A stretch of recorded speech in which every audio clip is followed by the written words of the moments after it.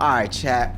We got scariest scenes in a non-horror movie. So yeah, I saw the title to this video. I thought it was interesting because how can there be scary scenes, but it's not a scary and or horror movie? You know what I'm saying? The only thing I could think of is maybe like brutal scenes, somebody getting killed, you know what I'm saying? Or maybe like getting put in a situation, maybe like a kidnap, car accidents, circumstances where we would be uncomfortable in, I feel like. Other than that, I don't know what else could be scary about a non-horror movie, you know what I'm saying? Drowning scenes, yeah. Oh, those like phobia scenes, right? Thalassophobia, goddamn gigantophobia, goddamn claustrophobic. All right, I'm yapping too much. Let's see.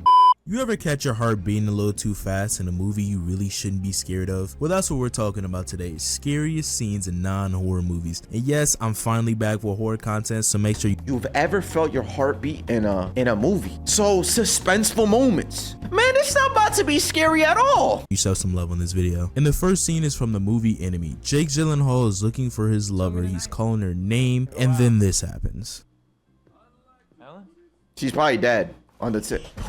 What? Fun fact, this was neither scripted nor CGI. This was just shot in the Australian countryside. All jokes aside, I think this scene is really effective because there was really no other scary scenes like this in the entire movie. So when we go from casual conversation between husband and wife and then casually seeing Australia's smallest. How and why? So he was looking for his wife and his wife was a spider? Bro, listen, anything spider related, I'm out. I hate spiders. I'm not necessarily scared of them, but you know, like when you see them, you're like, oh, spider. You know what I'm saying? Kind of like bees. Like bees, you don't want them to sting you, but you be like this. But I'm not scared of no bees, bro. I'm a little scared of spiders. And sharks too, even though they lie to you about, you know, shark bites and all that, even though there's only like 30 a year. But I'm not gonna be in the water with sharks. Spiders, bro, do you see the size of this? Spider. I say casually because when Jake Gyllenhaal sees it, it feels like he wasn't really as terrified as a normal person would be. I mean, that's a fucking 8-foot tarantula in a room. I would have lost my shit if I seen that IRL. Bro. Watching the movie, I honestly started geeking out because I don't got arachnophobia, but imagining myself in that situation genuinely terrified me. Now this next scene is for all the people that think they can beat a grizzly bear. In the movie Revenant, there's a scene where Leonardo DiCaprio is aimed in on some bear cubs until he hears some cracking behind him. Oh, you better dip out. Oh! I'm not gonna lie, the second he looked over and seen the bear charging up for a defensive tackle, like, he knew he was cooked. Cause honestly, what can you do in that situation besides look up and say, wallahi, I'm finished? And Wallahi, it doesn't you're end there cooked. either. No. No. I know some of you guys gonna call me a little autistic for thinking. Wait. That's Leonardo DiCaprio. He can't die to a bear, right? He has to survive this. This, but a part of me thought I could beat a bear until I seen this scene. I got so utterly. Whoa, let me go back. Did I just hear you say you think you could beat a bear? I know some of you guys gonna call me a little autistic for thinking. Yeah, this, you're but autistic. A part of me thought I could beat a bear until I seen this scene. Right. I got so utterly humbled watching Leonardo DiCaprio get back shots from a 900-pound grizzly bear. Like, that should put the fear of God in my chest. Oh no, he's dead. I'm not gonna lie, this part of the scene probably shook me the most. It's just the sheer size and weight and just the pure power they like show of the bear. It's just watching Leo being overpowered by literally hearing his bones snap and crack just adds that much more feel to it. Oh, he ended up surviving. Okay, I lied. This part right here humbled me more than anything. Watching him hit this bear point blank with the sawed off, just for it to continue to attack this man. Oh my goodness! After round 2 of back shots, the bear leaves Leo alone and then comes back for round 3 when Leo takes out the knife and finally finishes off the bear. Honestly, this scene is just 10 out of 10. Like, just Leo's acting, the really good CG on the bear, the sound effects, like this. Wait. He got he got back shots. I heard a couple bones crackling. I don't know if it was the bones for real or maybe the branches around. He also got stomped on his head, slit his throat. He got mauled. Like, I saw him getting bit and everything. Then the bear falls on him. How is he alive? This scene just comes together perfectly to be anxiety inducing from beginning to end. I kind of want to know in the comments, what would y'all do in a bear attack like this? What? Now the next scene is I'm dead. Also, yo, people need to start putting respect on my boy Leonardo, bro. He deserves way too many Grammys, not Oscars. That's what it was. What movie gave Leonardo an Oscar? Here we go. Leonardo DiCaprio has won the Academy Award for Best Actor for his role as Huge Glass in the 2015 film of The Revenant. The movie Revenant. Which one's that? Wait, that's the one we just watched. The Revenant, bear attack. We just saw this. Oh, this is what gave him the Oscar. I don't think I could watch this. Like, you know, this might be cut from the reaction, but oh, you know what it is? It's the acting, it's the suspense, it's the horrifying like experience. I can see what it is, bro. The camera angle, the heavy breathing, the quietness, the way it keeps you watching because you don't know what's about to happen. Oh, bro, run! Bro, you saw it coming! Oh my God! How is he alive? Chat, look at this. Ready? So this whole time, the bear's been biting his legs. Right? Look. He has his shoulder in his mouth. He bit him. Then he's cutting him up. He just ate his butt. Oh my God. Yo, and he has the weight of the bear on his back. Oh my. Okay, so he picks the gun up. Oh, and he goes to shoot it again. But it ate it. Oh my. Oh my. Oh, is he alive? His hand. Whoa. Oh, the shot. It actually. He's feeling it now. Oh, oh, oh. Oh. Oh my. He falls on him. Oh my God. Okay, this is getting added to the list. I'm most definitely watching this probably tonight, maybe tomorrow. Bro, there's a reason why he's here. I think the bear killed his family or something. I don't know, but oh my God. So this, okay, this was amazing. I'm not gonna lie. This is an amazing scene. I get it, okay? And I'm glad he got his Oscar. But really, this? Out of everything else, Wolf of Wall Street, all the ones he did when he was younger, the Titanic, hello? That's just off the top, but obviously, yeah, he got a bunch of movies. I feel like that's mad disrespectful. He needs more love. Anyways, next one, Prey. Now the next scene is from the Predator movie. Predator. Now already we can see how much of a better situation Leo is in. Instead of a grown man with a shotgun, we have a little indigenous girl with a bow and arrow that is effectively useless. Oh, another bear. Oh, now you done. I'm not gonna lie, if I jump in the water to get away from a bear and then I hear it jump in after me, I already know I'm getting a first class ticket to heaven. Yo! This movie also does a really good job of showing the sheer power and size of the bear with the sound design. Yeah. Oh, what's this? Now here's the scary part. Now not necessarily for us, but for the indigenous girl. Now imagine you're getting chased by the most powerful animal you've known in your life, and then you see something boxing that motherfucker mid-chase. Yeah, this looks like some sort of alien. So not only the strongest animal you knew your entire life is getting fucking boxed, it's getting tossed around. The look on her face says it all, cause it's like, holy shit, if I couldn't even beat the bear, what the fuck is that thing? And it looks invisible too. I'm not gonna lie, when the grizzly bear started to win the fight, the first thing that popped into my head is this a strong ass grizzly bear or is this a weak ass predator? Shout out to the actress, cause her facial expressions got me sold. What is it though? This is the face you make after you just seen an invisible being stand right back up after getting attacked by a 900-pound grizzly bear. Oh my! Holy shit! Did he just knock out a grizzly bear in one punch. I'm not gonna lie, the coolness of it fades away when you realize, damn, he just knocked out a grizzly bear with his bare hands. Is he coming for me next? Sorry, I gotta run that punch back one more time. Oh my God. Sorry, I'm a slut for good sound design.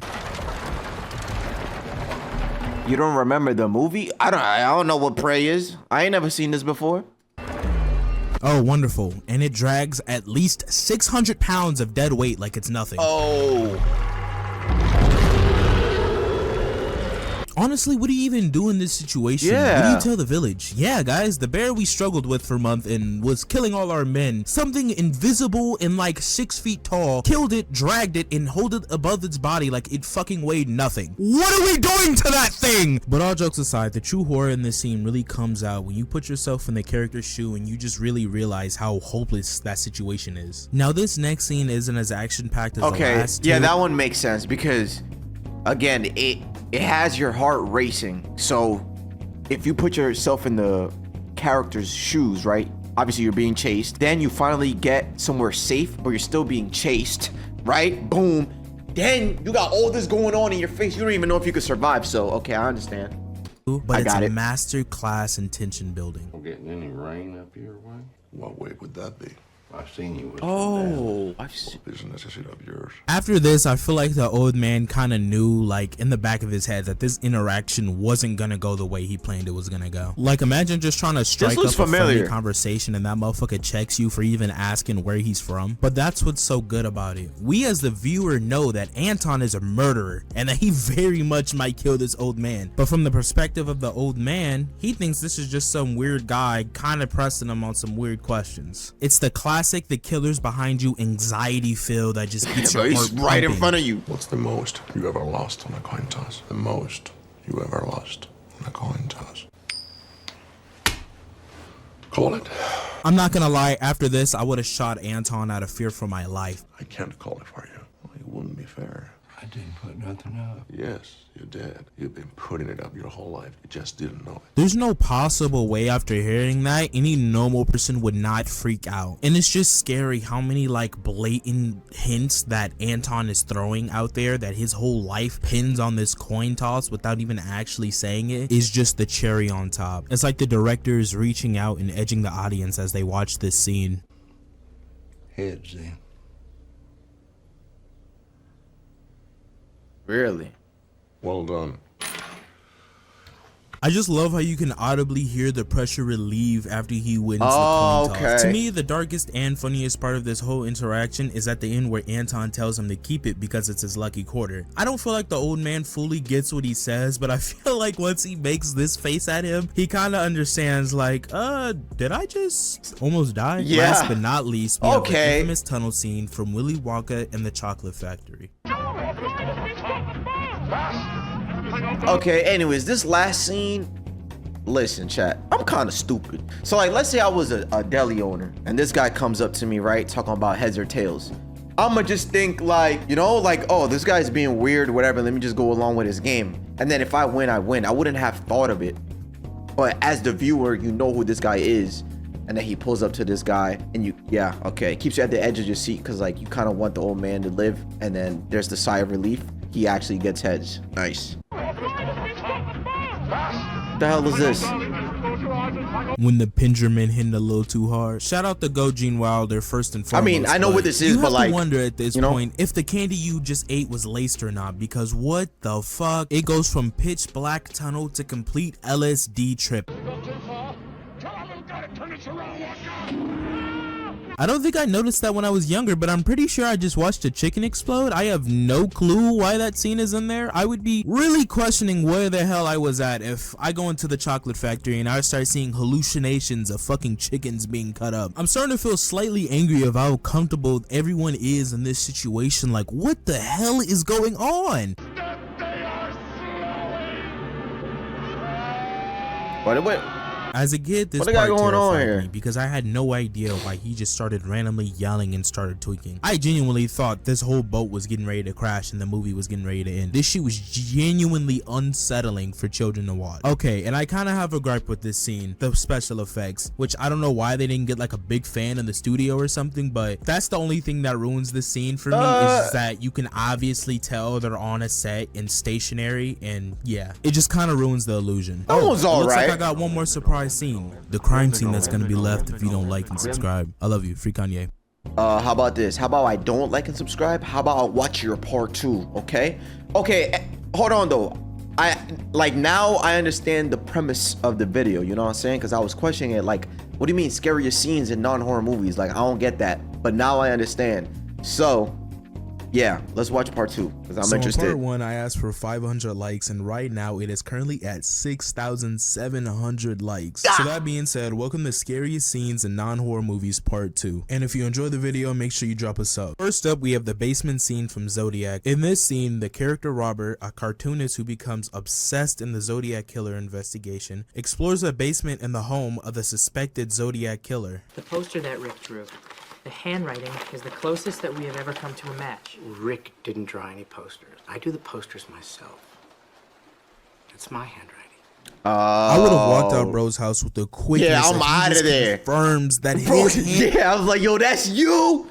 Hell nah. handwriting is the one that lines up with the Zodiac killer. Nick, that means it's you. It's him. His face right here kills me, because honestly, what do you say? You just admitted to the man that you were investigating whoever's handwriting it was. Now he knows you're looking for him, and he could be the potential killer. You're just cooked. You're already done at this point. I won't take any more of your time. Why don't I just go and find out when we play that film? But that's all right. It's not a problem. Just down in the basement.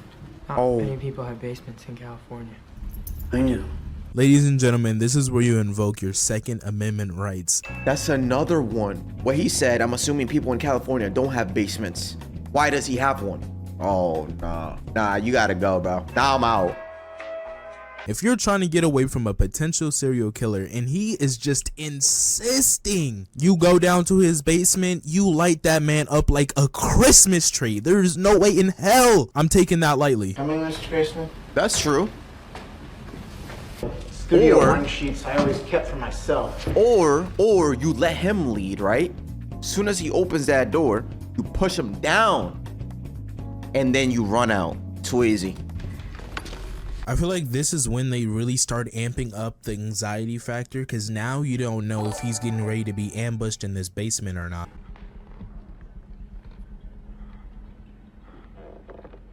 Are you sure there's nobody else in the house? Would you like to go upstairs and check? No. Wait, what? Thank you. Thanks for everything. You're welcome.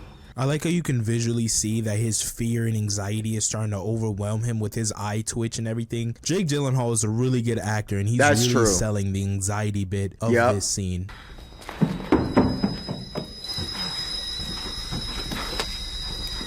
So why was the fourth? Oh.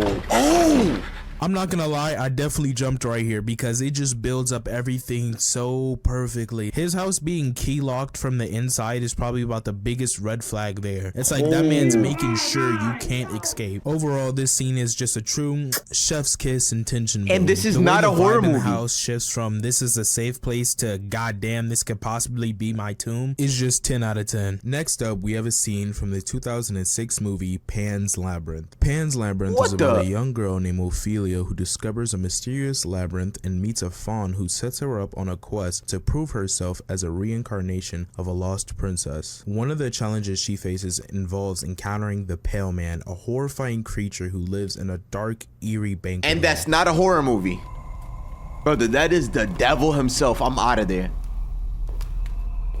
I know she's there to prove herself and everything, but I seriously would have considered my options if I see cracked out Casper the Ghost in Diddy's dungeon. Whoa. Wait, he's actually touching kids. Souls of the Damned and drawings all over showing how they were brutally Brother, they're showing Those are kids. Killed. I should definitely stick around here for a little bit longer.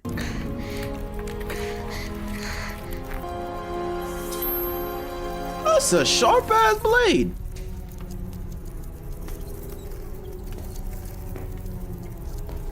So after she get what she needs, she for some god-forgiven reason decides to go back over to where that monster is at. Mind you, she just seen drawings all over the wall of it killing children and a pile of shoes. Okay. And she still goes back over there. While holding a blade.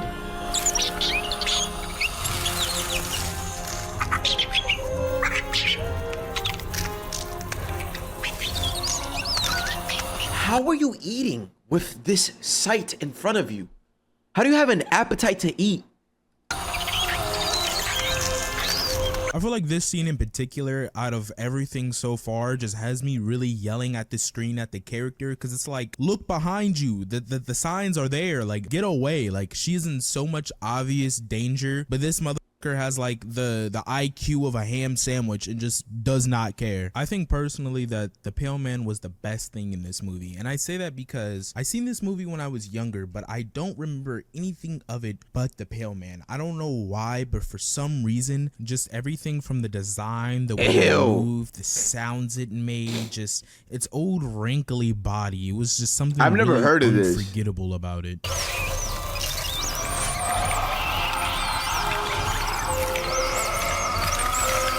Why are you still there?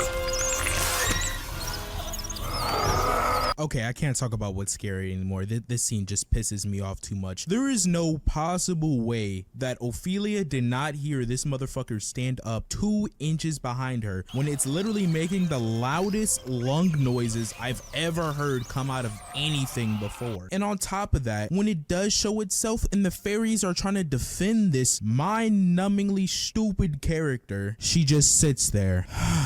I just had to get that off my chest.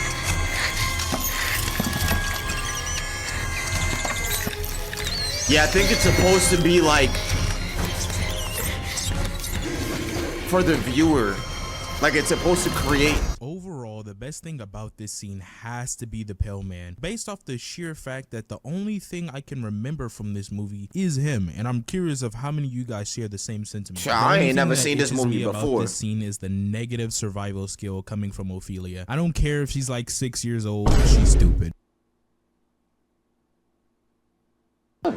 What a beauty. Jeez, Hirsch.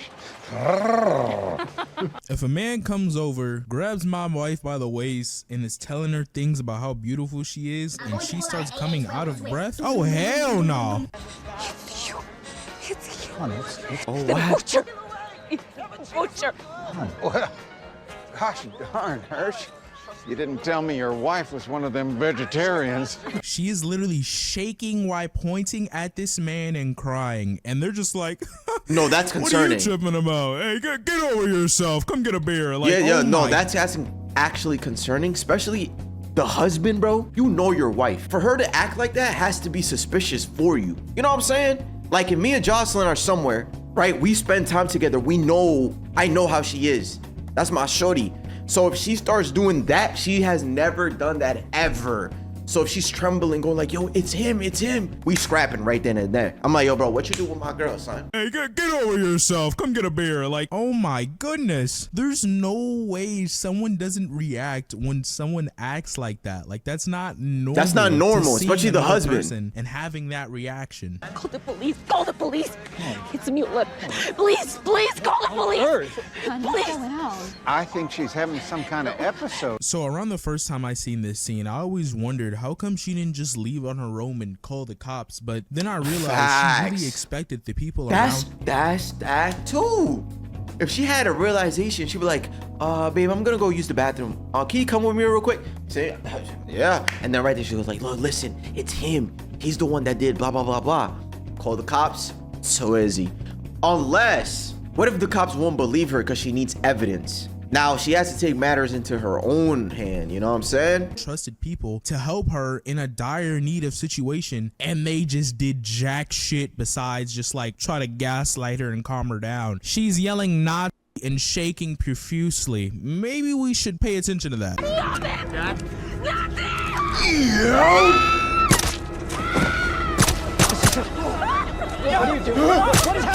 This nigga Richtofen is playing no games. He has not missed one shot that whole time. Yeah, you might have fucked up. Oh my. I don't know if I would have been crying or laughing at my friend after he just got shot, because I would have been like, I just told you, did I not? 30 years of work that was. An entire life built. Marrying that American pig, siring 3 tainted swine. I wanted to snap their little necks. Oh, he's crazy for real, for real. Yeah, I would have started tweaking out too if I seen the fucking Grim Reaper standing right before me. It's like, imagine pulling up to the cookout to see the homies. Bro, hello? Did you not hear what he said? He said 30 years of marrying that swine, then having 3 little more disgusting swines. He wanted to snap their necks. So he lived that life. And it was so easy for him to just kill them and get rid of everyone there.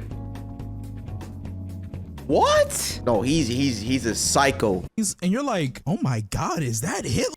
Where their blood is on your hands, my girl. Leave it to the Jew to think only of its own pathetic existence.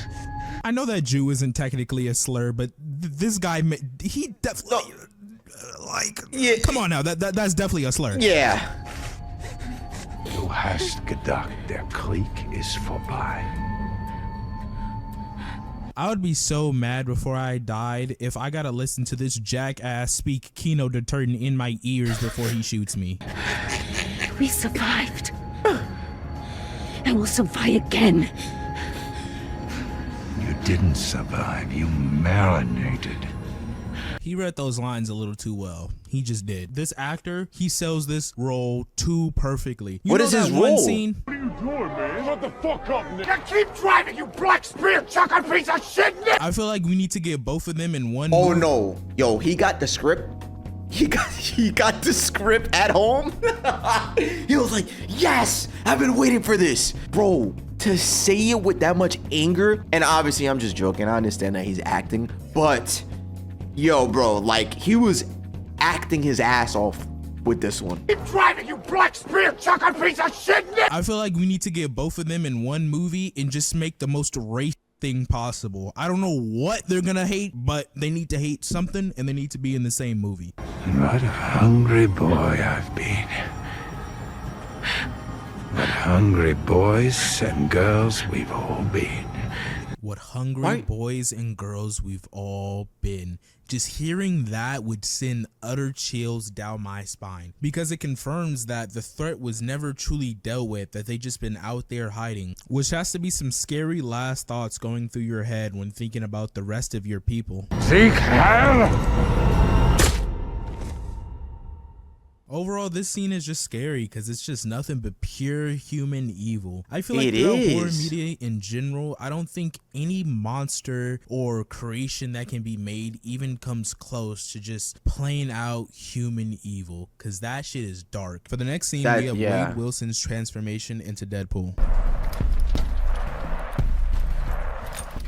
Now what we're going to do is lower the oxygen concentration in the air to the exact point. Is this from X-Men? If your brainwaves slow, meaning you're about to pass out, then we'll turn up the O2. If your heart rate slows, meaning you're able to catch your breath, we'll turn it back down. And that's where we'll leave you. Right there. Okay, besides the absolute nightmare fuel. No, this is from Deadpool 1. Okay, yeah. Being in this, I feel like, so what happened in the X-Men one? I remember, yo, when he pulled up in that elevator, that scene was so fire. I didn't even know that was actually Deadpool at the time. And you know, he was very talkative and funny or whatever, and then next thing you know, when he pulled up as Deadpool, they like sealed his mouth, and I thought that was pretty cruel, especially the way he looked like, you know, terrible. Situation of strapped down to a table in this small glass tube, unable to move that much, would already freak me the fuck out. Yeah. Your secret, Wade.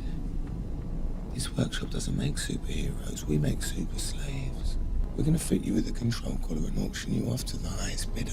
Excuse me? I Super came in for a small slaves? cough. It's like, so this Wait, guy's wait. This facility makes super slaves, and we're gonna sell you to the highest bidder. Doctor's office, you can just go in for a common cold and you just wake up somewhere in the Middle East fighting God knows who. You're never going home after this. Now there's a brave face. Mr. Beast when his contestants talk back. For this next part, I'm just gonna let it play, and there's no way you can tell me Oh, this doesn't nah. make your I heart would beat. actually be sick. Yo, one, I can't move, and two, I'm in a tight spot, bro. I would actually feel like, yeah, like my claustrophobia would kick in. No thank you. Start racing. And you can't breathe. Yep. Oh my God. Ooh, his skin is drying out.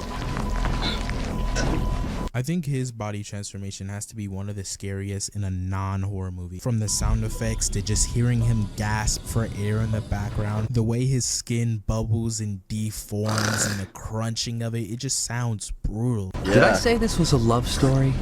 No. Especially his It's a hair horror too, like.